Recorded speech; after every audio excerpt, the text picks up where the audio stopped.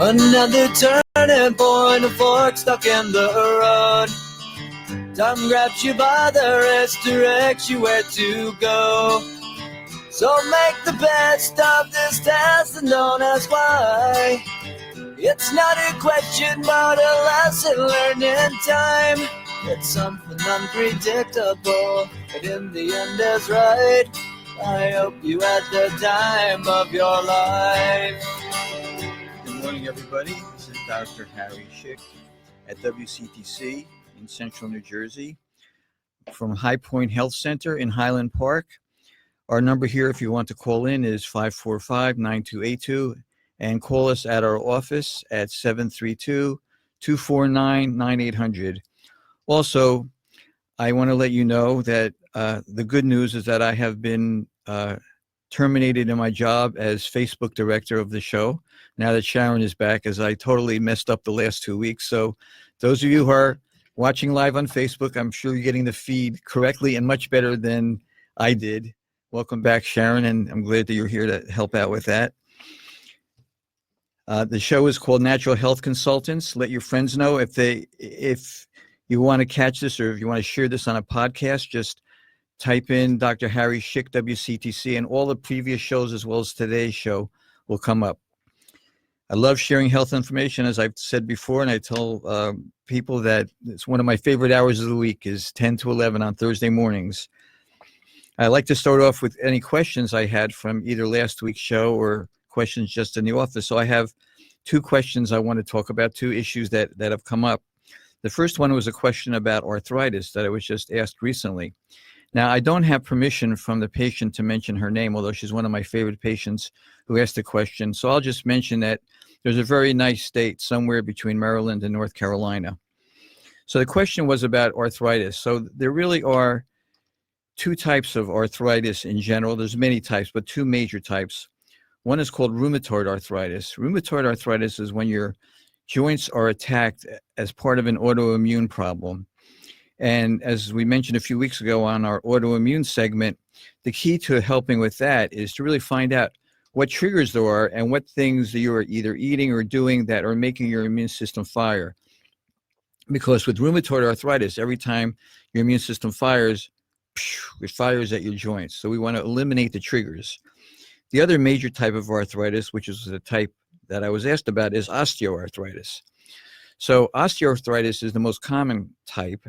And what that really is when you have a joint of your body, because, you know, I kind of laugh and think when somebody comes to me, they said, I had pain in my elbow and I went to my doctor and he told me I have arthritis.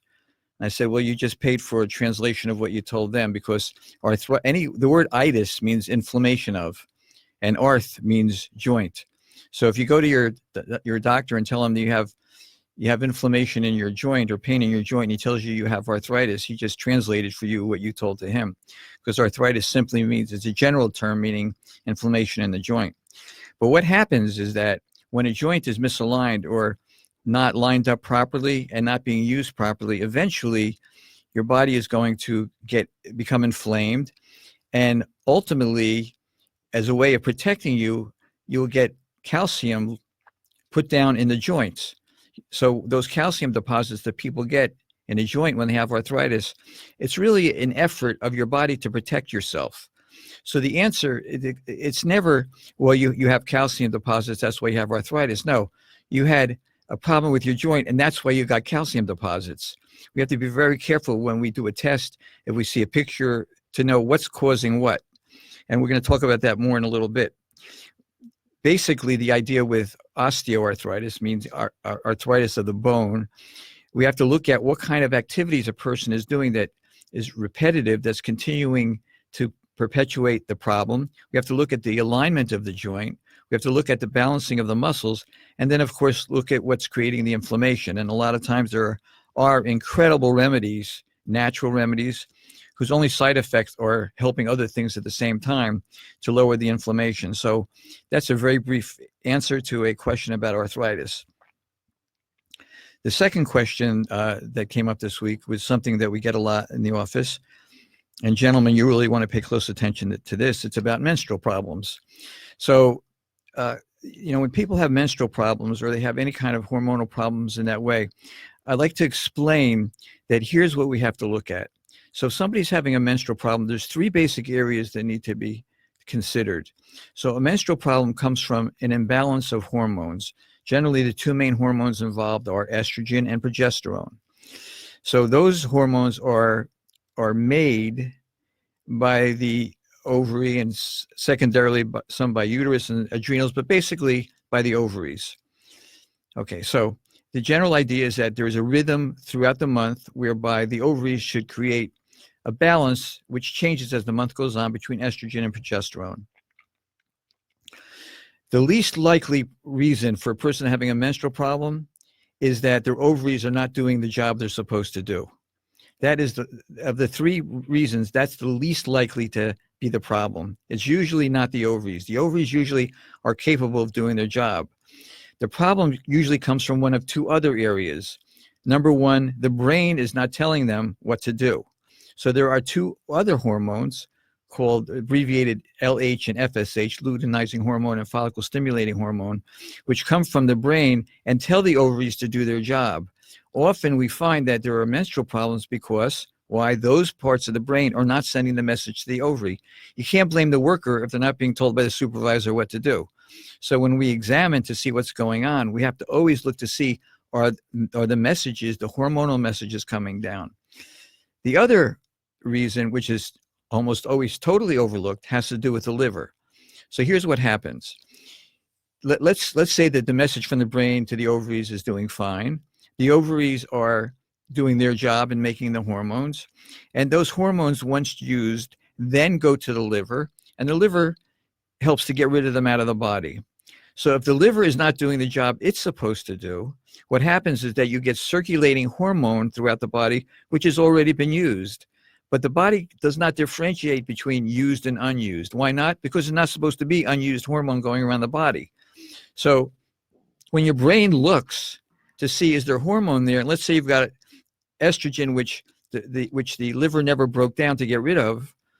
So this estrogen is going to be roaming around the body, and the brain is going to see, oh, we got plenty of estrogen, and we don't need to make more.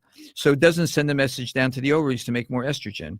So a basic, big problem which gets overlooked is the liver doing its job to get rid of the used hormones that were there. If the liver is not doing its job with that, you can be sure it's not doing its job with other things. So whenever we do a workup on somebody who's having hormonal problems, we always look at the liver. We do blood tests, and there's other kinds of tests we do also to see that it's doing its job. Very, very often, that's where the problem is.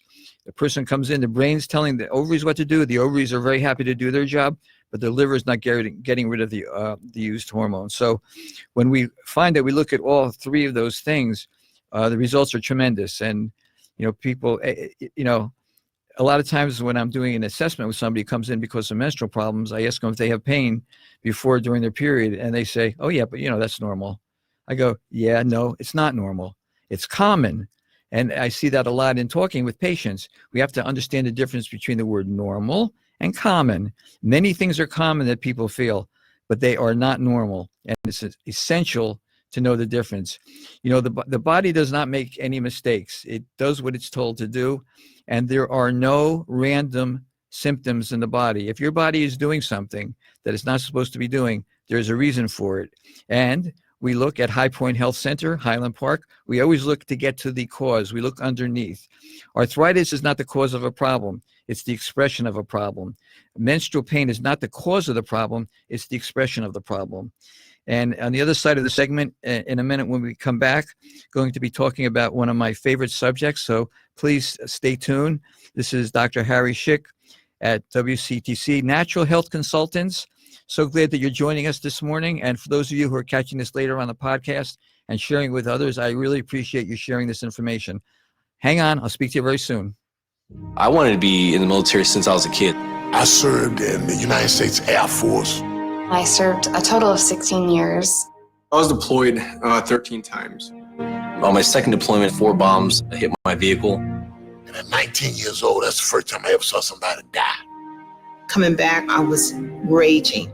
I started having pretty horrible nightmares. I would wake up in the middle of the night, sweats. I started drinking a lot. I felt worthless. I guess I never recognized it in myself. Eventually, one day I just walked into the VA hospital and said I'd like to see somebody. Don't suffer alone. You got to find that link with somebody that'll make you let it go. It all starts with going to the VA. There's a whole community of veterans that just want to help you out. It's for the guys who couldn't come back, so you owe it to them to live well, because they're not here with their families. Visit maketheconnection.net. Hi, it's Bert Barron reminding you to join me weekday mornings from 6 to 9 for Jersey Central right here on WCTC. In addition to 6 traffic and weather updates every 10 minutes on the 5s every hour, we have the top newsmakers, great Jersey, national and international talk, great prizes, and more. Hey, if you're not listening, you're missing Jersey Hall of Fame radio. Jersey Central with Bert Barron, weekday mornings from 6 to 9 on the new Talk Radio 1450 WCTC.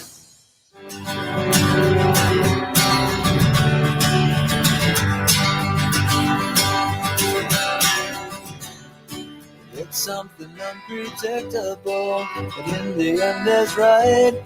I hope you had the time of your life. Hi, everybody. Welcome back. I got some great feedback on our first segment. Could I please summarize it all very simply? So I'm going to do that right. It's going to take 1 minute right now to summarize the first 15 minutes. Sorry if it got a little complicated. I get excited. You know, it's part of why I love doing what I do. On the arthritis model, 2 types of arthritis, basically rheumatoid and osteo. And if it's osteo, we have to figure out what's going on in the joint, correct the joint so that the problem can go away. On the menstrual issue, we look at 3 things. Is the brain talking to the ovaries? Are the ovaries producing the hormone? And is the liver getting rid of the hormone which was already there?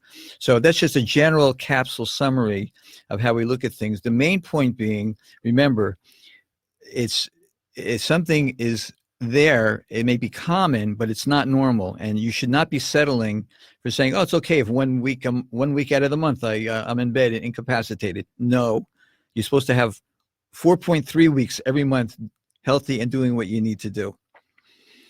Okay, so let's go on to the next topic, which I've been asked about many times. If I had a pet peeve or favorite subject, it would probably be this one, because I've been researching this and studying this and working on this for most of the 40 years I've been in practice, and that's cholesterol. Cholesterol is or what I like to call cholesterol phobia, fear of cholesterol, is a huge problem.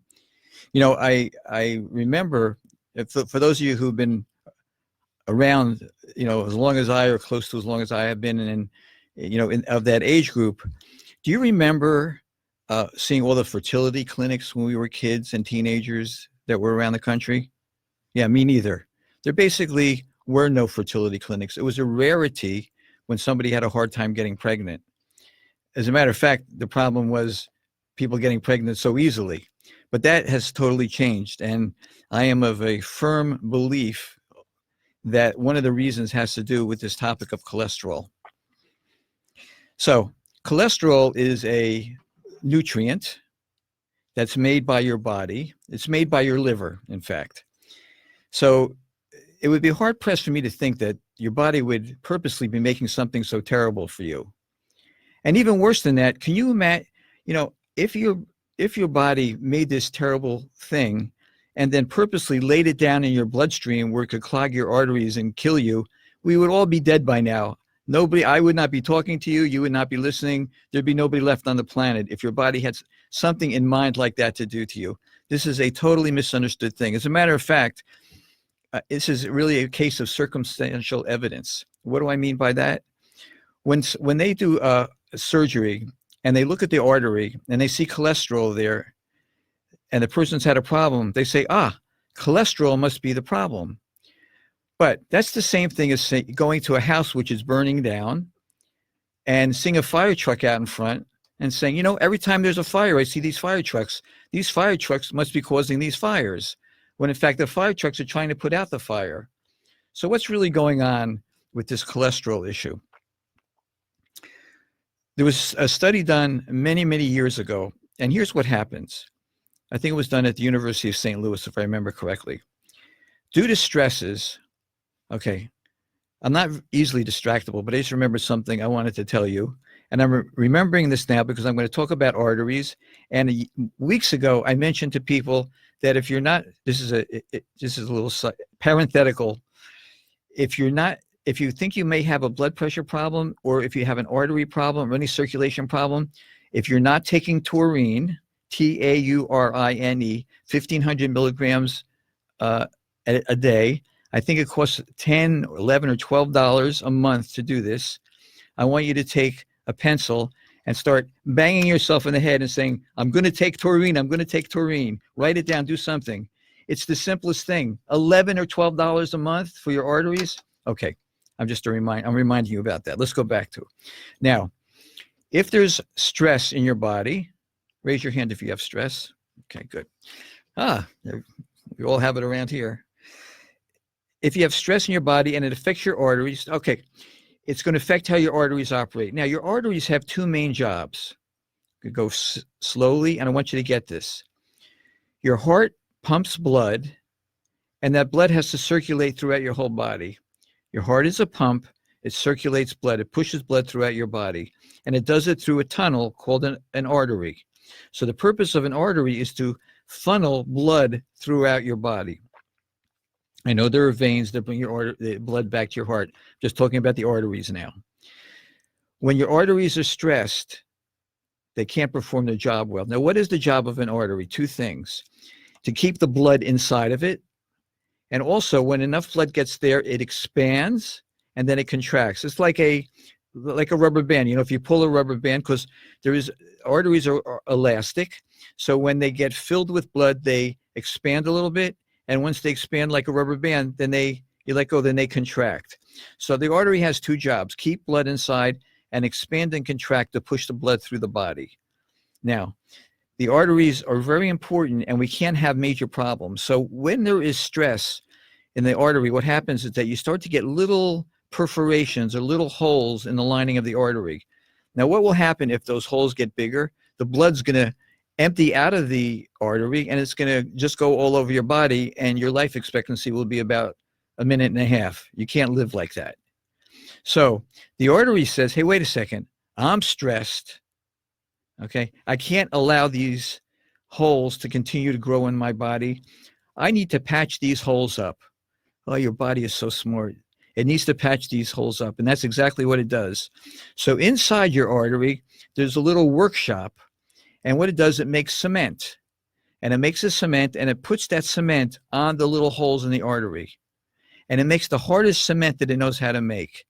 Guess what the name of that cement is? Cholesterol. That's right.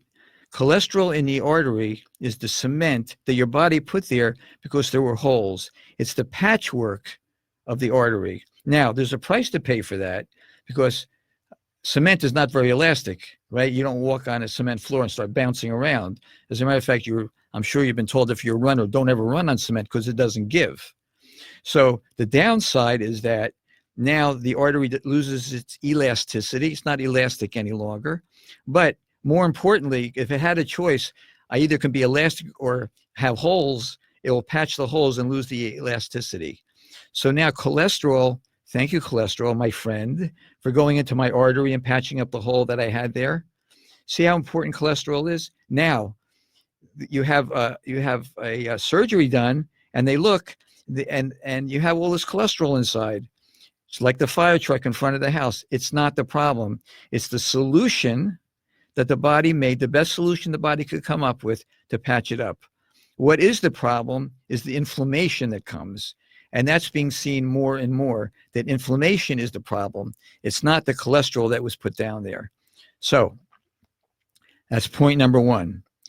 Point number two, if you think, for those of you who eat foods with cholesterol, there's only one kind of food that has cholesterol, by the way, and that's animal products. Eggs, dairy, meat, chicken, fish, whatever. If you don't eat that, you don't eat any cholesterol. You know, I laugh when I see a bag of, let's say, potato chips in the store and it says, no cholesterol, like, wow, they made a potato chip without cholesterol. There is no cholesterol in potato chips. There's no big deal.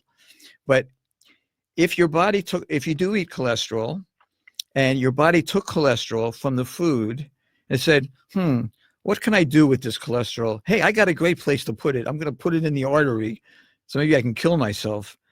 It wouldn't work. It's impossible. It does not work that way. And there have been so many studies done. I know there's one study that was done where they force-fed people eggs. I think they had them eat like, I don't remember exactly, but I know it was between 50 and 70 eggs a day for a short period of time. And what would happen is that their cholesterol would go up at night and down by the morning. It doesn't work that way. Eating cholesterol, my friends, does not raise your blood cholesterol. What raises your blood cholesterol? Eating sugar, S-U-G-A-R, and eating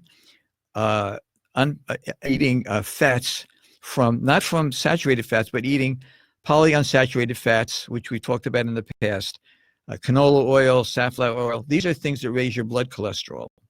Now, when I started in practice, a normal cholesterol was, I hope you're sitting down, a normal cholesterol was between 230 and 300.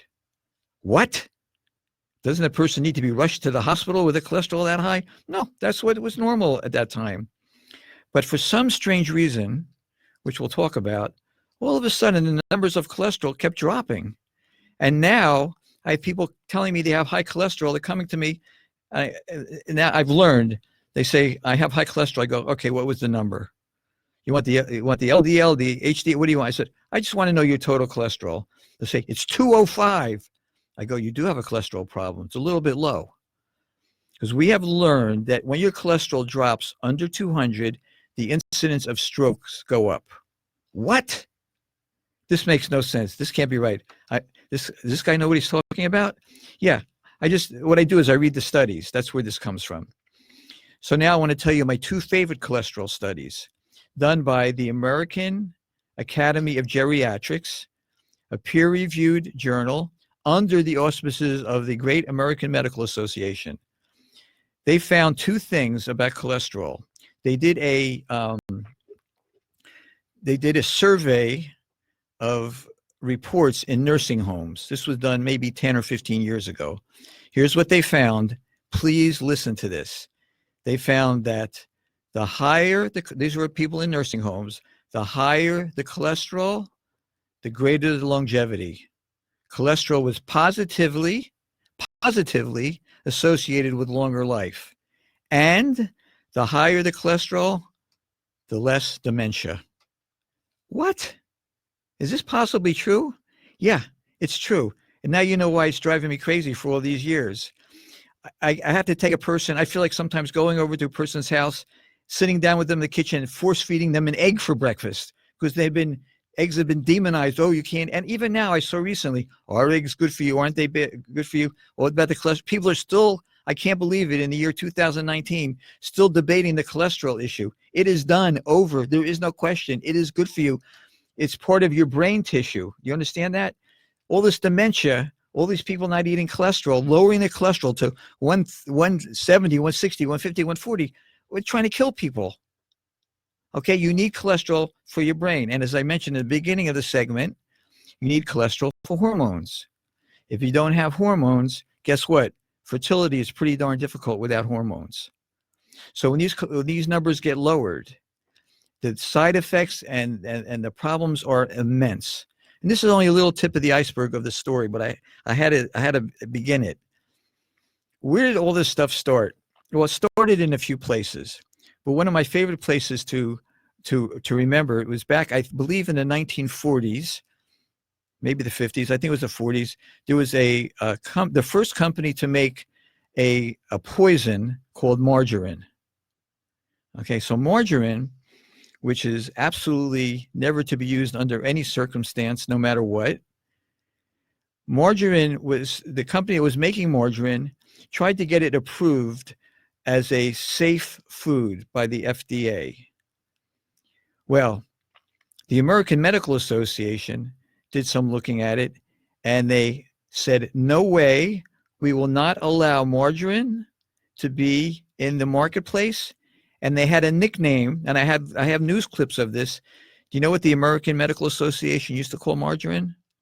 The Great Castrator, because that's how terrible margarine was for sperm count in men when they use it to replace butter. All right, I'm carried away and I love it. I will see you in a few moments after the break. I hope you enjoyed the first two segments. Stick around and I'll see you shortly.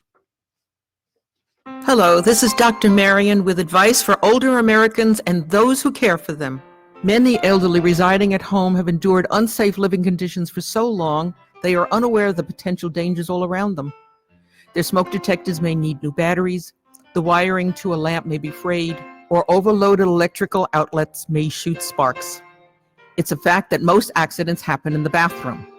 At a minimum, I recommend that you add grab bars to the shower and affix non-skid adhesives to the bottom of the tub. Even a raised toilet seat can be a huge blessing for older knees. Broken bones and bruises are sure to follow if you don't address my number one pet peeve, scatterrugs. They are accidents waiting to happen. If they hold sentimental value, store them in an out-of-sight place. You can make your elders' living environment much safer with a little effort and a lot of common sense. For more elder care info, visit Dr. Marion online at drmarion.com. Join me, Gary Sullivan, on At Home with Gary Sullivan this weekend. We'll answer your questions about painting, insulation, ventilation, mold, or how to refinish the laminate countertop. I'll help you protect your biggest investment, your home. I'll take your calls about your house and interview home improvement experts every weekend. So join us and learn how to do it, what to use, and where to get the products you need to be successful. Looking forward to your calls. Sunday morning at 10 on the new Talk Radio 1450 WCTC.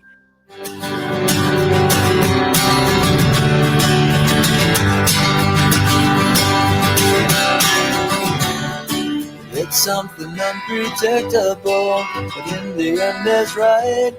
I hope you had the time of your life. Hey, welcome back to our third segment, as usual. Welcoming Honey Sturzer with us. Thank you so much for being here. Hi, Honey. Good morning. How are you? Hello. Good, great. I'm thinking it's a nice rainy day. Why is it a nice rainy day? Because I bought plants yesterday and I didn't have to water them this morning. My timing was good. So we got a call. I want to just take it to say hello. Hello. Hello. Yeah, this is Steve. I'm in Woodbridge. Hi, Steve. Thanks for calling. Hi. Listen, thank you for your advice. Your research is incredible. It's up to date. You must just graduated out of medical school. Yeah, so I graduated from chiropractic school in 1980. Chiropractic. Okay. Right. And on cholesterol, you were talking well. Can I have your phone number first, and then I want to ask you a question about cancer. Sure. We're at 249-9800. We're located in Highland Park. 249-9800, High Point Health Center. High Point. Okay. And do you have any suggestions about cancer? Suggestions about what? Cancer. Cancer. Okay, so by cancer, I'm going to give you, when I get that question a lot, Hey, unfortunately. Okay, I'm going to have to call you back. I have another call coming Okay, in. no problem. I'll call your office. Thank you very much. Bye-bye. Bye-bye. So I don't want to talk too much about that, but I'm just going to answer that. As far as we get calls about cancer and questions all the time, the only people legally allowed to treat cancer in the United States of America are oncologists. However, we are very allowed to treat people with cancer. So we treat people and hopefully make them healthy so that they can live long, healthy, good lives. I appreciate the call. Okay, so switching gears a little bit, I'm going to talk with Honey now about a few other things. And by the way, we had another question about cholesterol and medication, which we're going to touch on next week or the week after. I wanted to talk, I was thinking about, I was trying to make a few personal changes this week in my life for the better, hopefully. And I just was reminded how difficult it is, how hard it is to change a habit. And to change a habit, we can't do something once or twice or three times. I mean, I've been doing let's say I've been doing something, over the years. I may have done something in a certain way 400,000 times. So now if I think I'm going to change that habit by doing it 3 or 4 times, it's not happening. I have to begin to reinforce the new habit. So when we pick something to do, we pick a goal, or we pick something that's going to change, whether it's an eating change or an exercise change or a mental health change, we have to be loving and patient with ourselves. And remember, we have worn down a pathway in our brain so many times for so long. And, there's nothing wrong. And, this comes up a lot with, as a matter of fact, I got an email this morning. I take my confessional emails early in the day when people say, "Oh, Dr. Schick, I'm so sorry what I ate yesterday." And they begin to tell me all the stuff they ate yesterday. And I say, you know what? No problem what you ate yesterday. The problem is if you do it again today. And that's the way it is with habits and things. You just can't do anything about the past. But, one bad day is bad. 2 bad days is atrocious. 3 bad days is unforgivable. Actually, nothing's unforgivable. But, do it once. But, it's hard to change habits. Hi, honey. Hi. So, yeah, I'm just thinking about how difficult it is to make those kind of changes in our lives when we want to make a change in the way we've been doing things over and over again. Yeah, isn't that true for everyone? Yeah, it's everyone, all of us human beings. Right. And one of the things that really run us are things we do which create anxiety in our lives. And, I had this image of somebody who the night before decided to block their front door, and they moved a desk in front of their front door, and they put a couple of plants on the desk, and they put a couch in front of that, and they put their old newspapers all in front of the front door, went to sleep and had a nice night, and they woke up the next morning, and they were so mad that all that stuff was in front of their front door, which they had just put there themselves. I mean, this is the kind of thing that we do to ourselves. We have to be aware that when the things that we do, we have to treat ourselves nicely and prepare ourselves for good things to come. That's how the good things happen. I think that sounds very wise. So, when we're doing things and we're going to make a habit, we have to be kind to ourselves. We have to think about how we're going to do it. And we have to, I think about whatever you do today and whatever you think about now, you're going to step in the future, whether it's in an hour or 2 hours or the next day. So if you remember the idea that your brain is like a field, and I know I mentioned this a couple of weeks ago, but I know for myself, I like to remind myself of this constantly, that whatever I plant in that field, that's what's going to grow. So if I plant weeds, and if I plant myself telling myself, oh, it's going to be a terrible day. Oh, I got so much to do today. How awful. Well, chances are I'm going to have a terrible, awful day. Whereas if I can wake up in the morning and just say, you know what, I expect some great things to happen today. I expect unexpected great things. So it's not even things that are in my realm. I'm expecting something great to happen that I can't even think about or imagine right now. I'm expecting it to come into me, and I just can't wait to see what it is. So that sounds like what you're talking about is what we call a self-fulfilling prophecy. Whatever you plant is what actually happens. And the mind is so powerful that it really works to serve us. So as you said, if you plant a flower grows. If you plant a weed grows.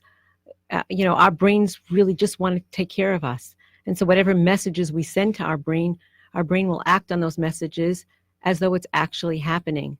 So that's why it's so powerful, and that's why this term self-fulfilling prophecy, because you actually are being your own prophet and creating your own reality. I know when somebody has something bad happens, and they say that, I knew that was going to happen. I think sometimes maybe that's why it happened, because they knew it was going to happen. Right. It's sort of like the brain will do everything to enact what it is that you're letting it know you want. So, maybe in your gut, you don't want it to be a bad day, but you continually tell that to yourself and plant those weeds, it ends up happening. So imagine how powerful it is in terms of how much power you have. And we often feel so helpless and powerless, and that creates so much more anxiety, is that we feel that we are so, but think about it.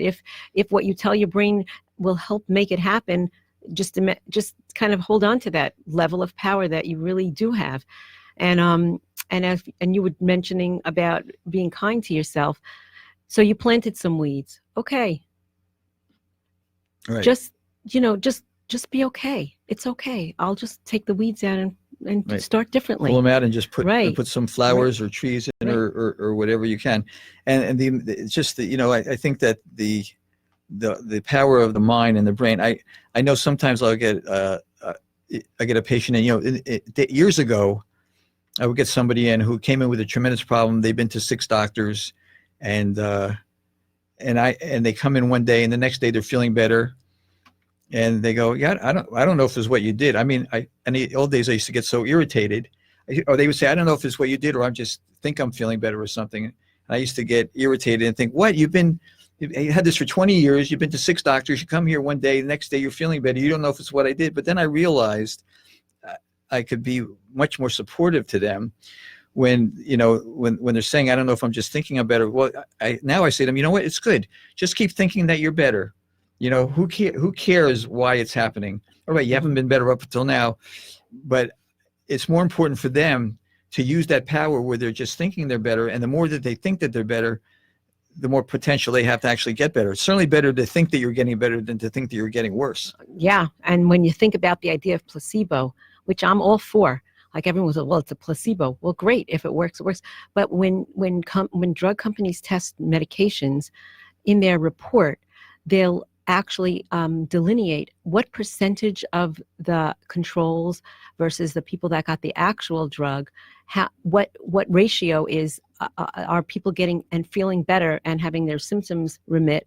And the numbers sometimes are neck to neck, the actual medication versus the placebo. Right. So they're not getting the medication and they're feeling so much better. And I got to tell you, I'm interrupting you. I'm sorry. Well, I'm not, but I just for a second.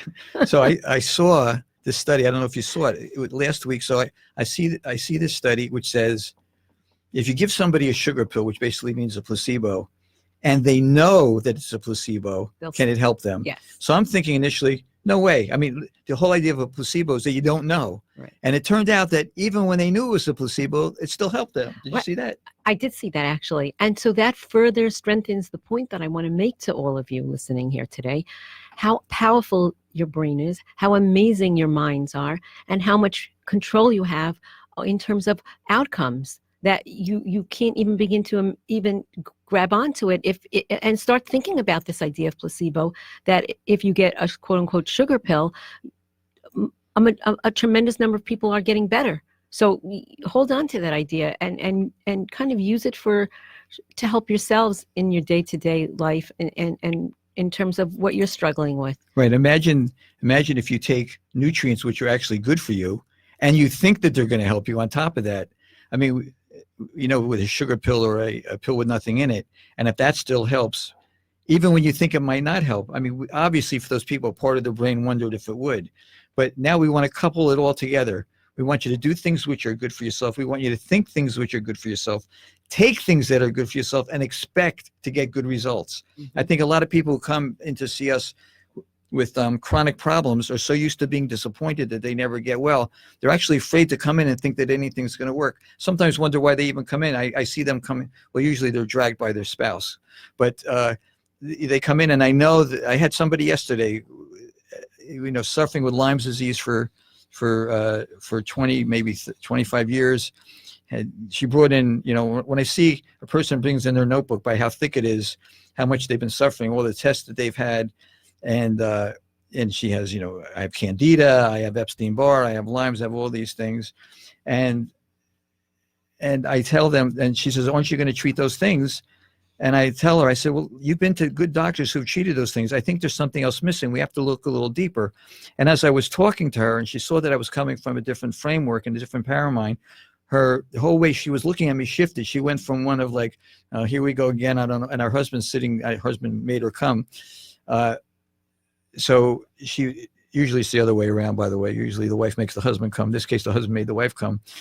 And as I'm talking to her and talking about different possibilities, I saw that her whole face lit up and a lot of the gloom left her. And I already knew just from that alone that, that's not going to fix everything, but I'd much rather have somebody working with me who sees a little bit of potential and a little bit of hope, as opposed to somebody who thinks, oh no, here we go again, using the mind to work with us. Yeah, and I just want to highlight the fact that the reason she perked up and started to shift was because she was hearing things from you that she had never heard before. Yeah. And that's really one of your incredible strengths, Dr. Schick, that you think out of the box all the time. Is there a box? There are many boxes, and many healers and practitioners live inside the box. But when you get up at 4 or 5 in the morning to study, it's because you want to find a new way of seeing things so that you could bring new approaches and new modalities to patients who've been through the ringer and have that laundry list of chronic illnesses and feel hopeless. And so, I appreciate that. And, we were talking recently about genetics and how that's really changed so much in the practice. We can't go into that today, but I think that'll be a big topic for next week. But somebody sent me an email this morning asking me to comment on a study. I'd given them, they have a daughter with seizures that we're working on. And she said, look at this study about genetics, because I've been talking to her about genetics. And what this study showed did not make sense with what I was telling her. And I'm reading the study, and I realized the study was from 2015. And I told her, well, the field of genetics is changing so fast. In 2015, I probably would have said the same thing, but this is 2019, and it's changing like crazy. Yeah, that's true. And I'm really excited about the whole genetic piece too, because it's adding a completely new dimension to the way we look at illness and the way we treat patients. That is now, in my opinion, the forefront of how illness and issues need to be addressed. Well, we're up against this is my least favorite break, because it means we're almost out of time. We have only one segment left. I still think back on when I thought, what am I going to possibly do for a whole hour? But anyway, haven't had a problem with that. So we'll be back with you in just a minute. Stay tuned for our last segment. Dr. Harry Schick with Honey Sturzer, High Point Health Center, Natural Health Consultants. When I first decided to go back, I was a little scared because I was older. My mom sat me down. She told me that it's not my job to be the man of the house. Her dream for me is to go back to school and finish what I started. I needed to hear that. Jared didn't know how to get the money he needed for college. I found out about the federal student aid program through my English teacher, and she told me, Jared, this is what you need to do. Once I got the form, I filled out the application. I did it myself. Federal student aid made college and Jared's dreams possible. When I first had the news that I received money, I ran downstairs and I showed my mother, and she was happy, so she started crying. But when I saw her crying, I started crying. Need help paying for college? Go to federalstudentaid.ed.gov, an office of the U.S. Department of Education. Start here, go further. My name is Jared, and this is my story. Don't let a little static come between you and the WCTC talk you love. Listen live to WCTC on your mobile or any Alexa-enabled device. Or log on to WCTCAM.com and listen for free right on your computer. Just because you're not in Middlesex, Somerset, or Union counties doesn't mean you can't hear WCTC. Connect with WCTC from anywhere for the best in local and national talk. Rutgers football and basketball, Somerset Patriots baseball, and your favorite WCTC shows.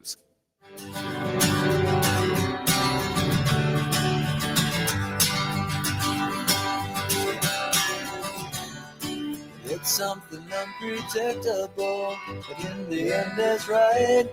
I hope you have the time of your life. Serenaded by Dr. I used to be in a band. I was a guitar player, not the singer. I mean, I used to move my mouth like I was singing. People thought I was singing. I got a question at the break. Somebody saying, what about the study on coffee, about the two new studies about the benefits of coffee? And whenever I think about a study like that, I think about the study about nails put out by a hardware store. Nails are good for you. Look at all the iron in them, right? So you're not going to be eating nails for the iron. And although coffee has some good things in it, there's some downsides to it also. So I'll put that on a list for another time of how to look at those studies. And we'll talk about coffee in general. Also, I had a question about diabetes because we mentioned on our promo for the show that we're going to talk about diabetes, putting that off to next week when we have more time. But just briefly, because I did mention we're going to talk about it, I'm going to take just a minute or so. So there's two basic types of diabetes. Type 1, which is when there's an autoimmune disease, which is an attack on the pancreas where the body can no longer make insulin. And there's type 2, which is more of a lifestyle problem, which is what most people have. And we do tremendously with both. And it's kind of, in a sense, leads us into the next thing we're going to talk about in terms of mental health, because there's the type 2, there's actually now what's called type 3 diabetes. Anybody ever heard of that? You familiar with that? I did hear of it, but why don't you expound on it? So type 3 diabetes is really another name when they're relating to dementia, where diabetes becomes so bad that it affects the brain, and people develop dementia, and it's in large part due to the increased blood sugar. So, I used to take these courses in functional medicine, which were phenomenal years and years ago, and they talked about something called deal breakers, meaning if your patient's got these things, don't take another step, don't pass go, don't do anything until you deal with them. Number one was anemia, which we've talked about in the past. Number two was a blood sugar balance. And there were others too, but those were the first two. So if you're dealing with either anemia or blood sugar balance, you know that you're going to have a very difficult time with oxygen, with inflammation, and those things really have to be fixed. Really need to work on those. And I have so many patients frustrated with me initially because they come in, aren't you going to help my X, Y, or Z? And I go, not before we fix your anemia, not before we work with your blood sugar. So when you mentioned elevated blood sugar and some type of dementia, well, when the blood sugar is so high, that means that it's not leaving the blood to go into the cells, right? Right, it's not leaving the blood to go into the cells, exactly. I'm not sure if our audience knows that our brains live on sugar. So Right. although sugar, when we ingest sugar, it's the big bad wolf. Actually, we break down the nutrients that we take in, and with whatever gets converted to the simple sugar is food for our neurons in our brain. So if our insulin is not helping to transport that sugar to our neurons, well, then it makes sense that people would show up as having Right. dementia. But that, just as I'm sure that you know that, although if any of you got excited that you're going to help your brain by eating sugar, it doesn't work that way. That's not the sugar that goes to your brain. Your body has to take it from the food to do that. Right, and break it down. And break it down and utilize it that way. So anyway, we already have our schedule for next week. We're going to talk about genetics and diabetes, two things we didn't get to today. So exciting to have so much to talk about. Okay, and we want to end today's show talking the next few minutes about mental health. And one of the things and Honey's really a fabulous expert with this. So one of the things with mental health has a lot to do with your relationships with people around you. So I always like to think of, I tell myself, I'm not the judge. When I start, when I see that too much of my day or too much of my thought process gets involved with judging anything, whether it's the weather, things in my office, my wonderful staff, patients, myself, my relationships, I know that I'm going down a very, very bad path. I'm not the judge, and the more time I spend judging others, and of course, I'm most critical of myself, and when I start judging myself, then and harshly, I try and think, do I ever judge myself and think, wow, I did a great job today? Not often enough. So that energy that we spend judging should really be spending judging in a not guilty, favorable manner. It sounds like a great plan for the planet. So I know that when you work with, when you have a favorite saying that you use when you're working with couples in therapy in the office, and I wonder if you could talk about that a little bit. Yeah, so I'm sure most of you can relate to what I'm going to say now, but the source of arguments between spouses, couples, and even family members usually stems from shame, blame, and criticism towards ourselves. Say those words again. Towards others. Shame, blame, and criticism. Shame, blame, and criticism. Okay. So when couples come in, and I work with couples, one of the main rules, right out of the gate is to take ownership of everyone's contribution to shame, blame, and criticism, and to make a commitment to actually not ever shame, blame, or criticize, which is a very tall order. And I've even said to couples that there might be a time period that the house will be silent because nobody will have anything to say, right, because most people engage in shame, blame, and criticism in a way that they're not even aware. So recently I was working with a couple, and they expanded it to their family and hung up the signs in their dining room, in the kitchen, living room, shame, blame, criticism free zone. And each family member took on the responsibility of reminding each other when the dialogue started out the gate with that shame, blame, and criticism. And it's really changed this family's dynamic entirely. It's amazing. And yeah, Really it is. amazing, And so that's my recommendation for you guys today, is to take a breath,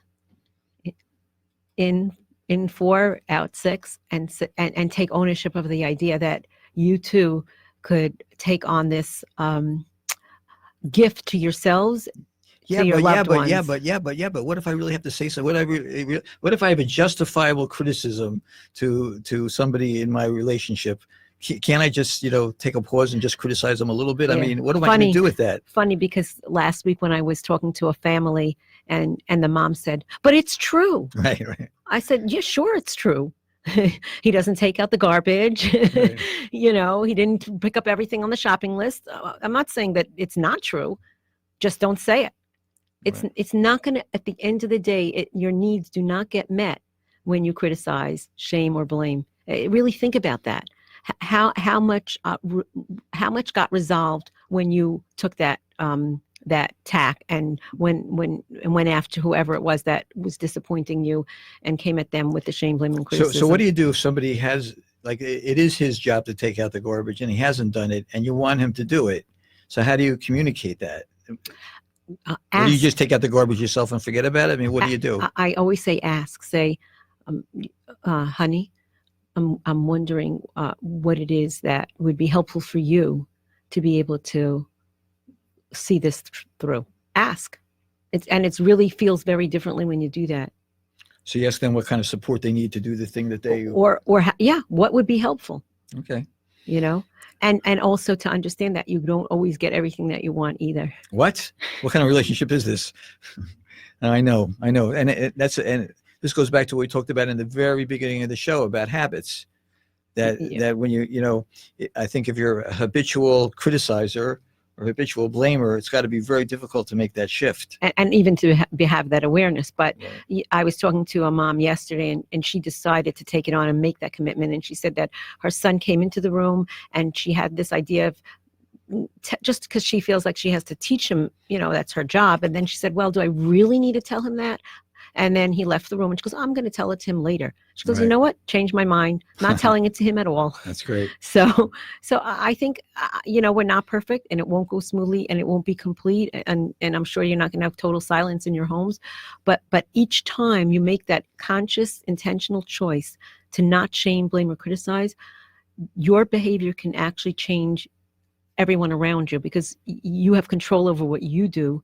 And if you do something differently that's positive, you'll be really surprised to see what the outcomes might look like. I remember, this is reminding me a slightly different idea, that when I had little kids in the house, I was sometimes finding myself using the word no all day long. No, you can't do no. So I used to limit myself with each kid. I can only say the word no twice a day. So I really had to hold on to it for something that I really didn't want them to do, and I had to find other ways to talk to them instead of using. And sometimes I would go through whole days. I mean, the word no just kind of started leaving my vocabulary with them, and I found different ways to communicate with them.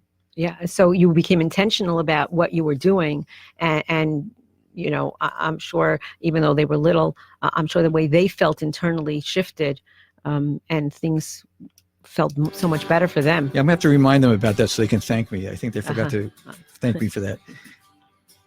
So this is Dr. Harry Schick with Honey Sturzer, High Point Health Center, 249-9800. Thank you all who watched on Facebook, who listened in, who shared the podcast with others. Look forward to next week at 10 a.m.